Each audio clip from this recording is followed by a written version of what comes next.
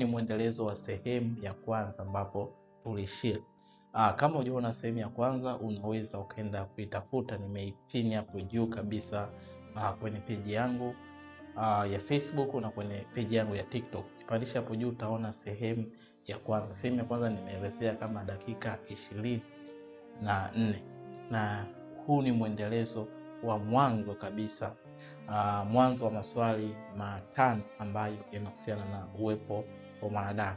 Kama tulivyozungumzia kwenye sehemu ya kwanza iliyopita, ya kwamba mwanadamu aliumbwa, mwanadamu yupo hapa duniani kwa kusudi la kutawala, na mwanadamu anatawala maisha, mwanadamu anatawala mifumo ya maisha, mwanadamu anatawala dunia, mwanadamu anatawala ulimwengu kupitia maarifa, kupitia ufahamu, kupitia ujuzi na kupitia hekima.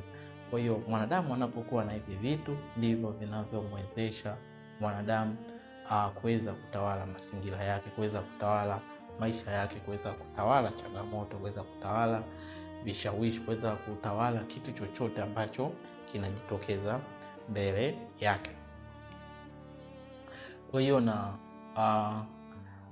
kwa kuwa mwanadamu aliumbwa kuwa mtawala, kwa hiyo ni asili ya mwanadamu kuweza kutafuta maarifa, na njia ya muhimu sana ambayo mwanadamu anaitumia kwenye kutafuta maarifa ni kupitia kujiuliza maswali. Kwa hiyo kujiuliza maswali tunaweza tukasema ni asili ya mwanadamu.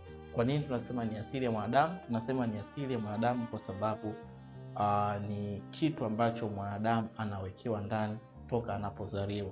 Ndio maana hali hii tunaweza tukaiona hata kwa watoto. Watoto wana tabia ya kuuliza maswali sana, na dhumuni kubwa la kuuliza maswali, wanataka wapate maarifa, wanataka wapate uelewa, wanataka wapate ufahamu ili waweze kuvitumia, kuvisimamia na kuweza kuvitawala vitu ambavyo vinakuwa kwenye mazingira yao. Kwa hiyo kujiuliza maswali ni tabia au ni asili ya mwanadamu. Lakini kabla ya maswali, kabla mtu hajajiuliza maswali, kuna kitu ambacho cha kwanza kinaanza. Hichi kitu ni cha muhimu sana. Kama tutakijua hichi, basi tutaweza kujiuliza maswali sahihi. Tukijiuliza maswali sahihi, tunaweza tukapata maarifa sahihi, tukapata uelewa sahihi, tukapata ufahamu sahihi. Pia tukijiuliza maswali sahihi, tutasoma na kutafuta vitu sahihi, vitu ambavyo baadaye vitakuja kutusaidia kuweza kufanikisha malengo yetu, kufanikisha mipango yetu, kufanikisha maono yetu. Kwa hiyo kitu cha kwanza ambacho kinaanza kabla maswali ni taarifa. Kwa taarifa zinapoingia kwenye akili ya mtu au ya binadamu, ndizo zinazokuja kuzalisha maswali. Hii ina maana gani? Kama hakutakuwa na taarifa zozote ambazo zinaingia kwenye akili ya mwanadamu, itakuwa ni kazi sana mwanadamu kujiuliza maswali kuhusiana na kitu ambacho hajawahi kupokea taarifa. Hii hapa ni muhimu sana kwa wazazi au kwa walezi au kwa vijana.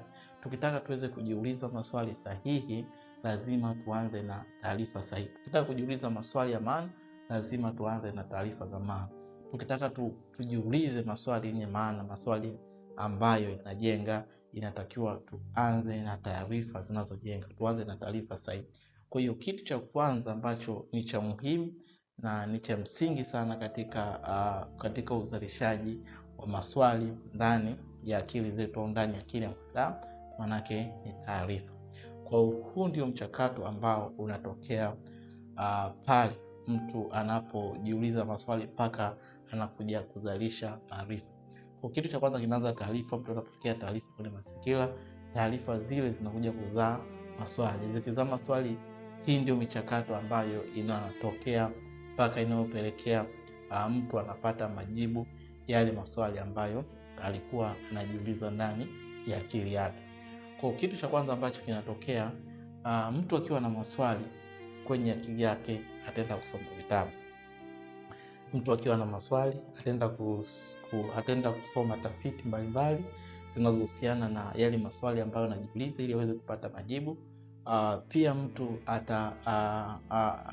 pia maswali ambayo yako ndani ya akili ya mtu yanaweza kapelekea kuzalisha maswali mengi zaidi. Pia maswali ambayo yanakuwa kwenye akili zetu manake yanapelekea tuweze kuangalia taarifa au data au tuweze kuangalia taarifa nyingi ambazo zinahusiana na yale maswali ambayo yamezalishwa kwenye akili zetu. Kitu kingine ambacho kinatokea ni kwenda kuzungumza na wataalamu.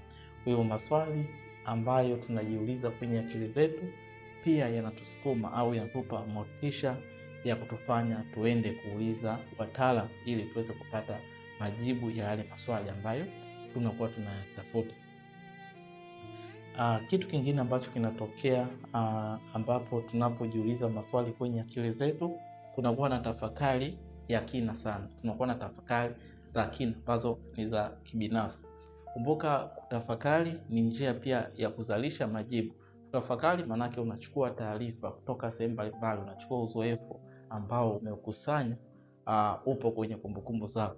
Unachukua na taarifa ulizozipokea, ulizopata sehemu mbalimbali, unaziunganisha kuja kuzalisha majibu ya yale maswali ambayo unakuwa unajiuliza kwenye akili yako. Pia maswali ambayo unajiuliza kwenye akili yako yanaweza kupelekea ukafanya uchunguzi wa kina, uchunguzi wa muda mrefu, uchunguzi ambao utakusaidia wewe kuweza kupata majibu ya yale maswali ambayo unajiuliza. Kwa hiyo haya ndiyo matokeo ambayo yanatokea pale tunapojiuliza maswali yale, tukapitia michakato mbalimbali kama niliyoitaja hapo juu katika kutafuta majibu. Haya ndiyo majibu ambayo yanatokea ndani ya akili ya mwanadamu badala ya kupata majibu ya maswali. Kitu cha kwanza ambacho kinatokea ndani ya akili ya mwanadamu, maana mwanadamu anapata maarifa mengi yaliyopo saizi. Ni matokeo ya watu walijiuliza maswali, wakafanya research, wakafanya tafiti, wakakusanya taarifa nyingi, baadaye wakaja kuzalisha maarifa. Kwa hiyo pia maswali ambayo tunajiuliza kwenye akili zetu yanaweza kuzalisha matokeo ya kupata ufahamu baada ya kuchunguza, baada ya kufanya utafiti, baada ya kuzungumza na wataalamu, hizo kupata ufahamu wa yale maswali ambayo uko unajiuliza. Kitu kingine ambacho kinaweza kutokea pale tunapokuwa tunajiuliza maswali ni uelewa.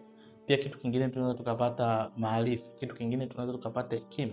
Kitu kingine ambacho kinaweza kutokea pale maswali yetu yatakapopitia michakato kama tuliyoorodhesha hapo juu, inampelekea mtu kufikiria kwa kina. Mtu anapofikiria kwa kina ndivyo anavyokuja kuzalisha maarifa ya undani kabisa, anakuja kuzalisha ufahamu wa kina, anakuja kuzalisha ufahamu mpana sana unaohusiana na maisha.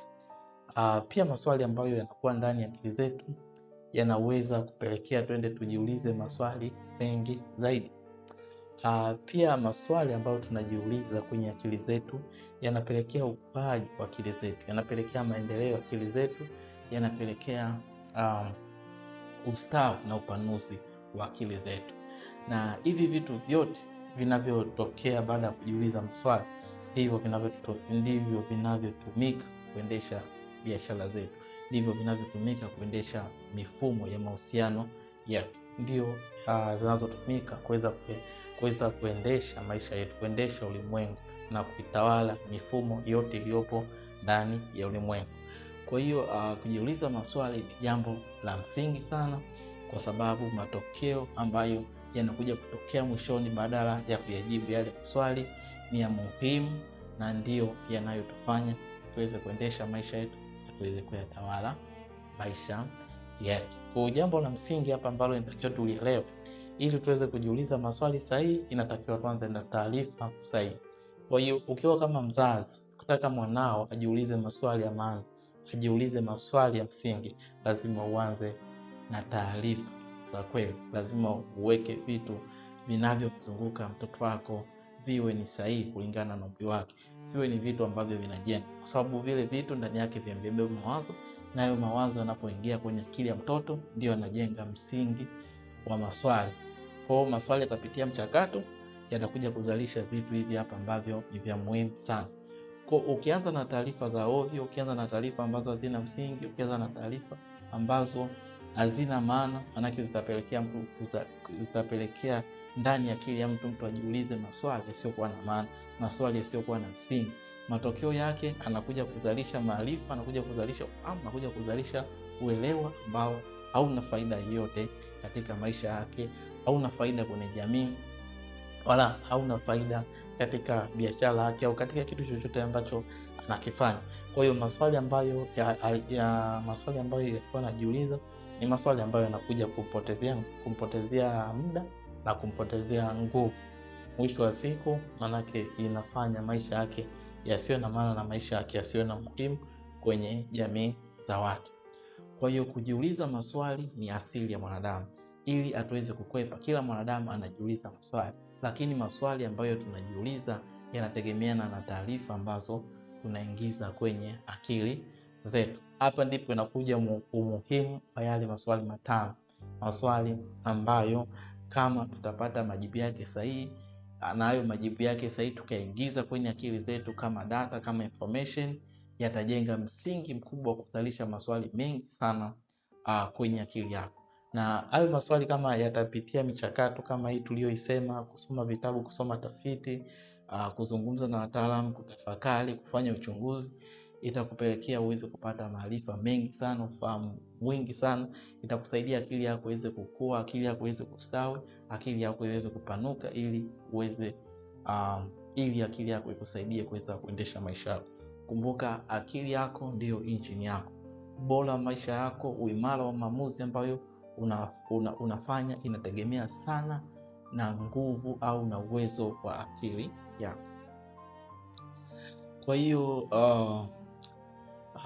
huu ni mti wa maswali. Huu ni mti ambao unaonyesha namna swali moja ambalo mtu unaweza ukaliingiza kwenye akili yako, baadaye likapelekea maswali mengi. Na tafiti zimeonyesha mwanadamu ambaye anaishi mpaka miaka 70, tafiti zimeonyesha mwanadamu ambaye anaishi mpaka miaka 70 ana uwezo wa kuzalisha maswali kwenye akili yake kuanzia 1,000,000 mpaka 2,000,000.